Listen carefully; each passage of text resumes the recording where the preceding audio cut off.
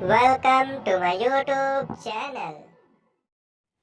तो hey guys, आज हम आ गए एक नई वीडियो में जिसमें आप लोगों को बताया जाएगा रिवर्सिबल और इरिवर्सिबल प्रोसेस के बारे में।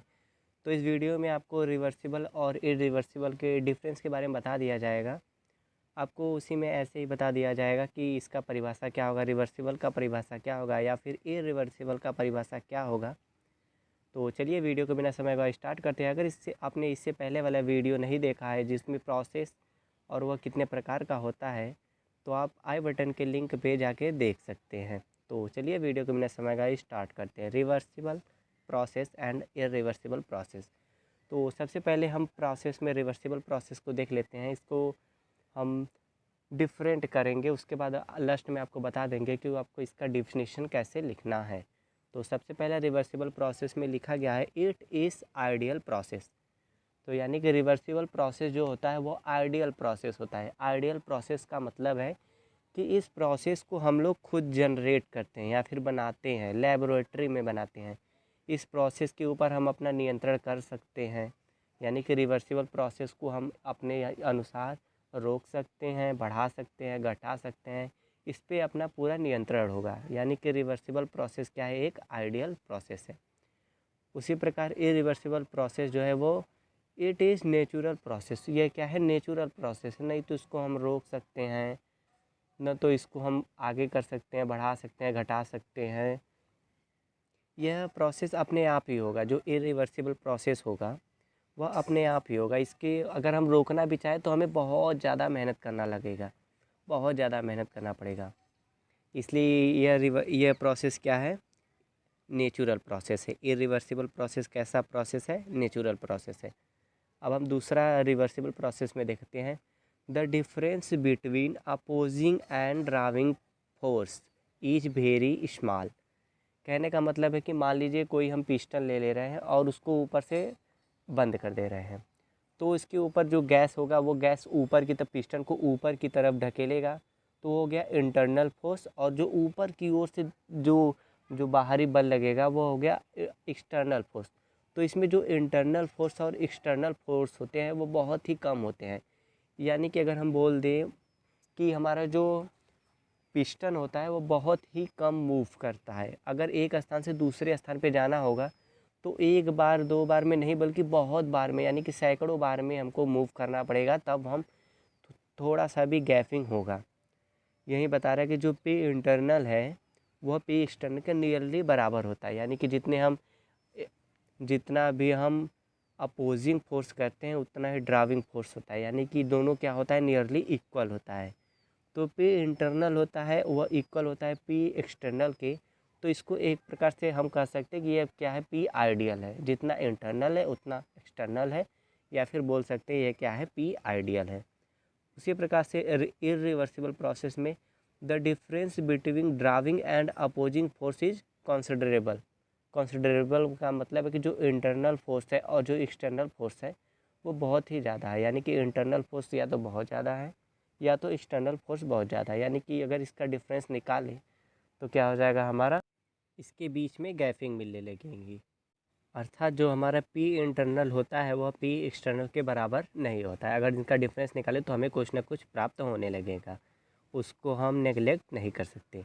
इसी प्रकार तीसरा है हमारा रिवर्सिबल प्रोसेस में it complete infinite number of step. यानी कि ये जो प्रोसेस होता है वह कितने नंबर ऑफ में कंप्लीट होता है, इनफाइनाइट नंबर में। क्योंकि जो इसमें पे इंटरनल है वो बहुत ही कम और जो पे एक्सटर्नल है वो बहुत ही कम, यानी कि दोनों नियरली इक्वल होते हैं। तो अगर हमें थोड़ा सा भी अगर स्पेस कवर करना होगा तो हमको कितने नंबर ऑफ स्टेप में कवर करना होगा, इनफाइनाइट नंबर ऑफ स्टेप में। उसी प्रकार से अगर हम इरिवर्सिबल प्रोसेस की बात किया जाए तो ये हमको दो चार स्टेप में जितना हमको कवर करना है, दो चार स्टेप में वह कंप्लीट हो जाएगा। यानी कि क्या कर सकते हैं, it complete finite number of step.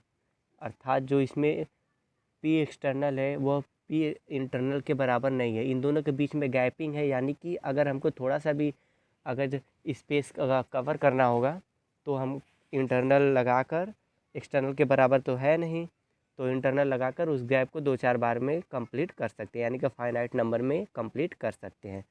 और चौथा है हमारा रिवर्सिबल प्रोसेस में, it may reverse back any step of transform by making a small change. यानी कि अगर मान लीजिए थोड़ा सा भी चेंज हो रहा है इस प्रोसेस में, रिवर्सिबल प्रोसेस में अगर हमारा थोड़ा सा भी चेंज हो रहा है तो रिवर्स होके फिर जहाँ पर था उसका इनिशियल स्टेट जितना था फिर से वहीं पे आकर रिवर्स बैक हो जा रहा है। यहीं इस में कह रहा है it may reverse back in any step of transformation by making a small change. यानी कि थोड़ा सा भी चेंज होकर फिर वो कहाँ पे आ जा रहा है, अपने इनिशियल स्टेट में। और इरिवर्सिबल प्रोसेस में क्या कहते हैं, it can not reverse back so easily. यानी कि जो इंटरनल फोर्स लगाकर हमको उतना कवर स्पेस किया वह पुनः जहाँ पे था वहाँ पे जल्दी इतना आसानी से नहीं आ सकता। इसके लिए हमको बहुत ज़्यादा मेहनत करना पड़ेगा। रिवर्सिबल प्रोसेस में पांचवा है pressure does not play important role. जब हमारा प्रेशर है जो ये डज नॉट इम्पॉर्टेंट रोल है, क्यों नहीं है, क्योंकि इसमें जो पी इंटरनल यानी कि प्रेशर जो इंटरनल है वह प्रेशर एक्सटर्नल के नियरली इक्वल है। इसीलिए तो हमने इसको बोला कि जो प्रेशर इंटरनल है वह प्रेशर एक्सटर्नल के बराबर है। और इसको हम क्या इसको क्या लिख सकते हैं, प्रेशर आइडियल। इसलिए इसका प्रेशर का ज़्यादा रोल नहीं होता है।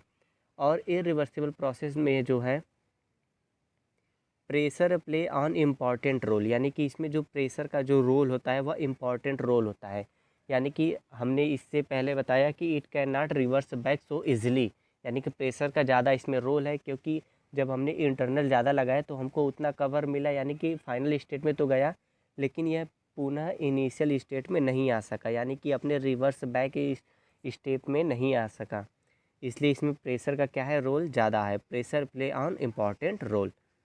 अब हमारे पास छठवां है रिवर्सिबल प्रोसेस में the work done calculated by integration method.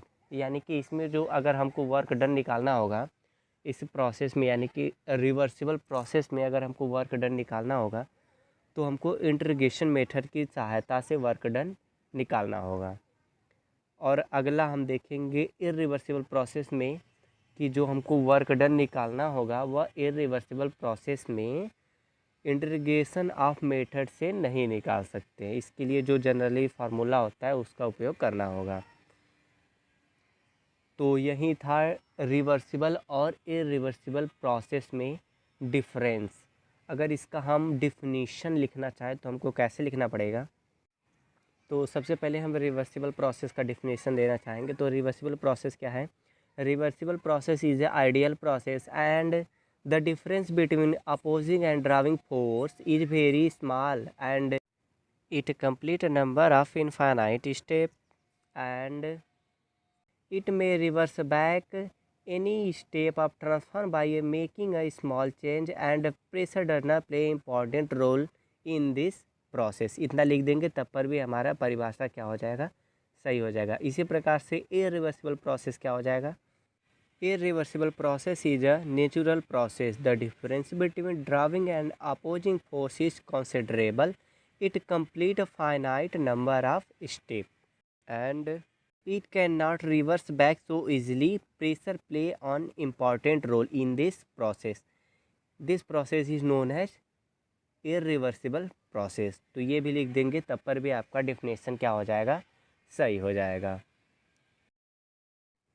तो गाइस आज का वीडियो बस इतना ही था। आई होप आपको रिवर्सिबल और इरिवर्सिबल प्रोसेस अच्छे से समझ में आया होगा। अगर आपको अभी भी रिवर्सिबल और इरिवर्सिबल प्रोसेस में अगर आपको डाउट है तो आप हमें कमेंट करके पूछ सकते हैं कि आपको डाउट कहाँ है, हम आपको बताने की पूरी कोशिश करेंगे।